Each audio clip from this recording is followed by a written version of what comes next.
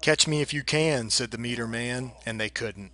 Brent Ehlers slammed the door on day one of the Walmart FLW Tour event on Smith Lake and sealed it shut as in airtight. Each day, Ehlers' lead actually increased until he ended day four with a 7-pound, 4-ounce margin of victory, all with Smith Lake spotted bass.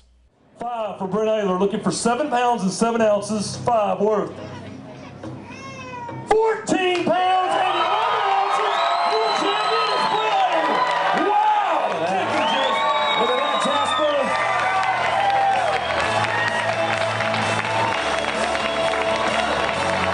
Led all 4 days, wire to wire, 60 pounds and 9 ounces. Right there, another check for Brent Ehlers, $125,000.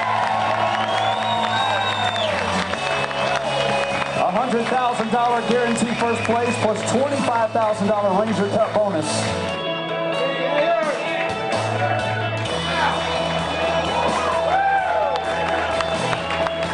Thank you so much. Go out to the front, man. Hold that sucker up.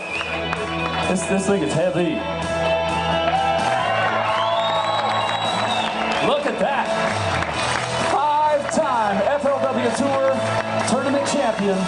Brent, when you started your career many years ago, did you ever dream, did you ever think that you'd be holding 5 of those checks over your head? Never, never. You know, it was funny. I was just talking with my wife and Brett the other day, Brett Height. I was telling him a story about Wachita River, the very first season I fished, which was in '05, and I remember I was spun out. I didn't know what I was doing. I didn't know what I was doing with my life, and I ended up finishing 170 something in the tournament out of 200 guys. You know, I was basically at the bottom of the pack, and I remember driving away from that tournament going, man, I think I need to figure something else out with my life. I don't know what I'm doing, and I never, expected to be here and even win a tournament, compete at this level, and to do this now and this week. I mean, you never know when your opportunities are going to come, and to have it happen is just awesome. You're so deadly at these Clearwater mixed species impoundments. Why is that? I don't know. I think I just know how to read that, my Humminbird. I mean, it's unbelievable what you can see down there. And I think being able to see him on the meter like that and know what I'm looking at, it gives me confidence that there's fish down there. When you pull up to a spot and you're casting and you're not getting bit and you don't see him down there, you feel like there's nothing there. But if I'm casting and I see something down there, I know there's something there, and it allows me to fish a little bit more thorough and slow down and stay there. Okay. And by staying there, like this week, you'd have to let the bait sit there for a really long time. And I can't tell you how many I dropped on this week that I saw. The bait would go down, and the fish would follow it to the bottom. I'd watch them. And normally when they do that, you barely lift up your rod, and they have it. This week, I would sit there and I would leave it there and leave it there and leave it there, and I wouldn't see anything. I mean, the fish is gone. He's right on the bottom. I know he's sitting there just staring at that bait because I can't even decipher the fish away from the bottom. I know he's sitting there looking at it, and my line would jump. And they wanted it sitting down there, and being able to see the fish and drop it down to him gave me the confidence to leave it in one spot and let that fish bite. That key bait for you was a wacky rig Senko. Yeah. And you were letting it go all the way to the bottom, and how deep? Probably, some of the bites were around 15. The deepest I think I caught them in was about 30, but a lot of fish were kind of in that 15 to 30 range. I caught quite a few that were in about that 12, 15 range though. How long would it take that wacky rig to get to the bottom? Sometimes on the deeper stuff it would take a while, but I think that, some of the fish that were deeper I could catch them suspended sometimes. They'd float up. Like a lot of times when it'd fall, I'd see them rise up a little bit. So I don't know how long. I mean, 15 seconds maybe, the shallower, if you were in that 10, 12, 15-foot range, I think it'd only take about 10 seconds to get down there. That deeper stuff, it does take a long time. The fish, Jacob and some of those guys at Gagliardi, they were on big schools of fish. Were your fish schools or individuals? There was the one spot I had, I ended up catching, I think between, my coingler caught a 3-pounder there, and I think I had 6 over 3 pounds off of one spot. I don't think there was a lot of fish there. I just think there was a lot of big ones. You know, and I know today I saw a lot of big ones. I saw more there today than I have, you know, the first couple days. But I think for some reason on that spot, there's just big ones living there. And I remember at Lake Shasta a couple years ago on a series tournament that we had, I had one spot that had a lot of big ones on it. I could fish all around the entire lake and just catch a few little ones. But on this one spot, when I'd catch one, it'd be a 2-pounder. And at Lake Shasta, a 2-pounder is a big fish. And, you know, here, when I got a bite there, it was over 3 pounds. It was a big fish spot. It was a big fish spot, no question. I caught 2 small ones there, and those were just, you know, freaks, or just a fluke bite. I just, every time my line jumped, I knew it was going to be a big one. I mean, the first 3 I caught there were 4.5, 3.5, and a 3. I came back the next day, and the first one was a 5. You know, so there were, you know, there's big ones living there. I don't know why. I mean, there's brush down there, but I don't know why all the big ones were on that spot. Tell me, were the fish, you said 15 to 30, could you see them suspended up high, or were they right on the bottom? No, they're up high sometimes. I mean, I caught some fish this week where the boat would be in 17, and I'd see a fish in you know, 10, and I'd drop to them straight underneath the boat, and I'd still catch them.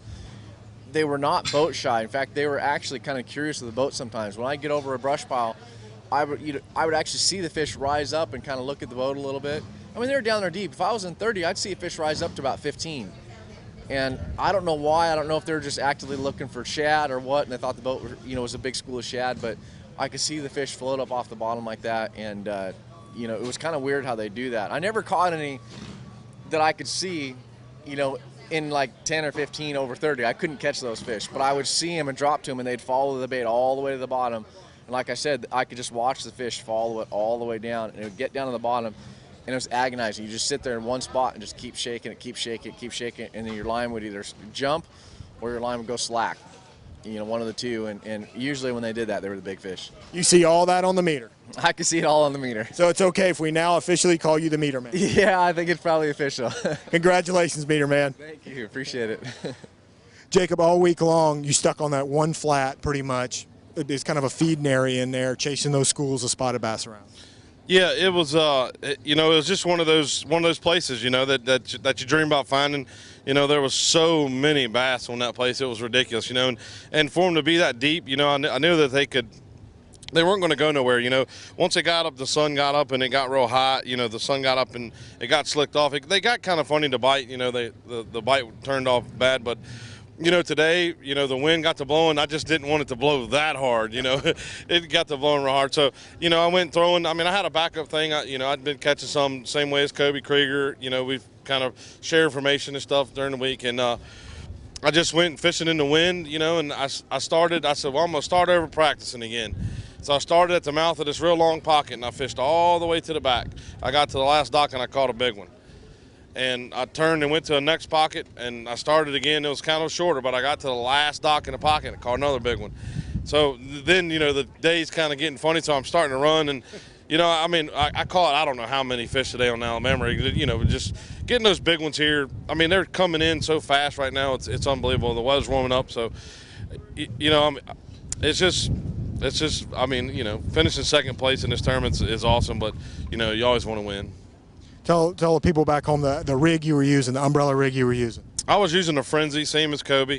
I think I done went through about $200 worth, you know, getting them hung in those trees and stuff out there this week. But, you know, I throw mine on an 8-foot Villain rod and a 7'11" Veritas rod that Berkley makes them. They're very cheap rods. Sometimes on braid, sometimes I like throwing it on 4-carbon because I think I get more bites. It's not because they see the line and nothing like that. I just think that braid has a funny sound in the water, and I think fish, you know, they kind of shy away from it. So, you know, I'd start off with the braid, and then I'd go to the 4-carbon and stuff like that. But, you know, just put if you're fishing out there real deep, I was throwing a real light wire hook, and that way if I did get hung up, sometimes I could bend one of those hooks and, you know, and get them back. But it's just put it in your hand and go fishing, because I mean they're going to bite it. Give us a setup on your drop shot this week. I caught those on I was using 10-pound braid tied with a 6-pound Berkley 100% 4-carbon leader with just a little 1/0 hook. I was actually Texas rigging it because there was some brush and stuff a little bit out there, and a and a 3/8 ounce and a 1/4 ounce elite tungsten. That thing is so bad. It's so good. It's real small. So, I mean, you pick it up and you're like, there's no way it's a 1/4 ounce. And you drop your stuff and it goes, shoo, you know, straight to the bottom. And I was catching them like 47 to 50 foot first thing in the morning. And it was pretty cool. I mean, it was, you know, like I said, it was one of Brent Ehrler, you know, something that he would kind of like, you think he would find. And I got lucky enough to find it, and, you know, but he found something a little better. Final thing, I know you're tired of being a bridesmaid.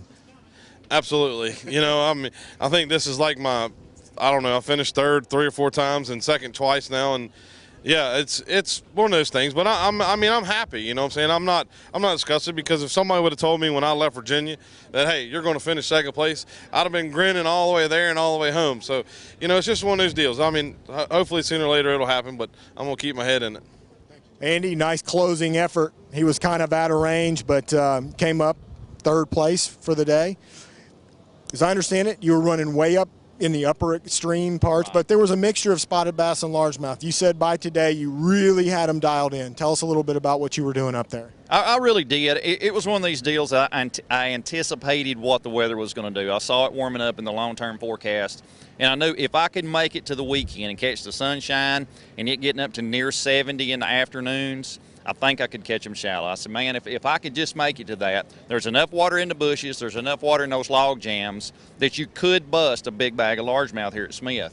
And yesterday it started off good on my spot fishing on my Alabama rig. I caught, I don't know, 3 2.5 pounders and a couple decent largemouth yesterday afternoon, but I got a couple of those key bites that were up there in, you know, 18 inches of water. Ended up making the cut. I said, okay, the 4th day, I'm going to go to my spot fish early, fish for a couple of hours. I'm going to let it warm up and see if I can go catch them out of those shallow bushes. And it got lights out this afternoon, Rob. I lost a 4 and a 5, broke one off I didn't see. It was just a debacle. Then I caught 3 good fish in the meantime. But I guess the last 45 minutes of fishing, I could call my shot.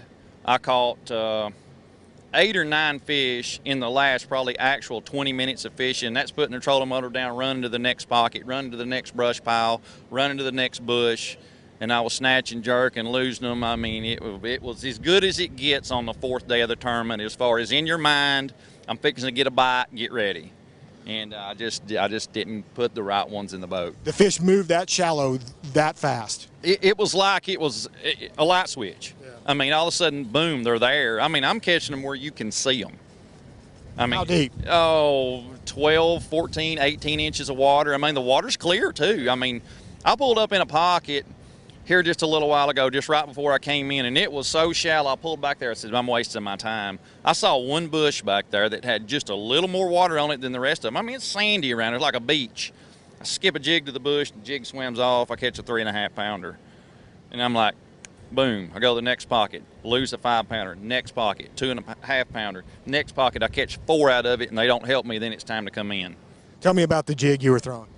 Actually it's a War Eagle jig. It was just a standard 1/2 ounce War Eagle jig, 16-pound Gamma, Zoom Super Chunk, green pumpkin, nothing special. It was just the, you know, just the positioning of the fish. It just got right. And your Alabama rig or umbrella rig that you were throwing? It's actually a homemade. A friend of mine, Marion Tipton, makes it at home. He's been making them all winter, and he makes the best Alabama rig there is out there. And I actually, it's kind of one of these deals. My co-angler threw out the back of the boat and got a few bites in a creek bend. Just like Tommy was saying, he's fishing those little bends in the center of the creek. Those fish were stacked up in the bend of the creek. So I sit right there and caught, I don't know, probably 40 yesterday, and caught 3 2.5 pounders out of them, you know, to give me a decent average, give me that 12-pound average.